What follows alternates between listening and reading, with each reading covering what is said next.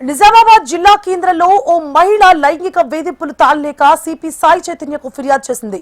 2 ఏళ్ల క్రితం ఓ ప్రైవేట్ కంపెనీలో ఉద్యోగం చేస్తున్న సమయంలో దంతవైద్యుడు రియల్ ఎస్టేట్ వ్యాపారితో పరిచయం ఏర్పడింది. దీంతో ప్రతిరోజు మహిళను న్యూడ్ కాల్స్ చేయమని లైంగికంగా వేధిస్తున్నారని ఆవేదన వ్యక్తం చేసింది. 2 ఏళ్ల నుంచి ఇద్దరు టార్చర్ చేస్తున్నారని తన ఫిర్యాదులో పేర్కొంది. దీంతో ఇద్దరిపై కేసు నమోదు చేసి అరెస్టు చేయాలని సిపి సాయి చైతన్య పోలీసులను ఆదేశించారు.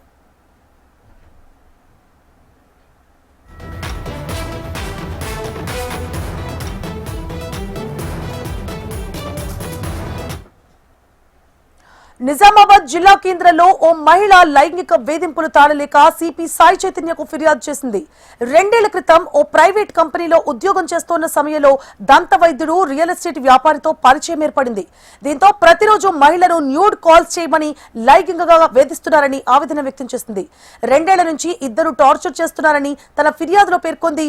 దీంతో ఇద్దరిపై కేసు నమోదు చేసి అరెస్టు చేయాలని సిపి సాయి చైతన్య పోలీసులను ఆదేశించారు.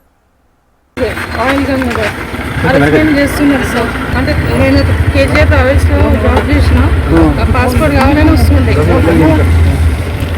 ఇంకా నుంచి కట్టుకోవడం, వీడియో కాల్ చేయడం, మామూలు చేయడం, టార్చర్ పెట్టడం ఇదే ఉండేది. 2021 నుంచి ఉండే.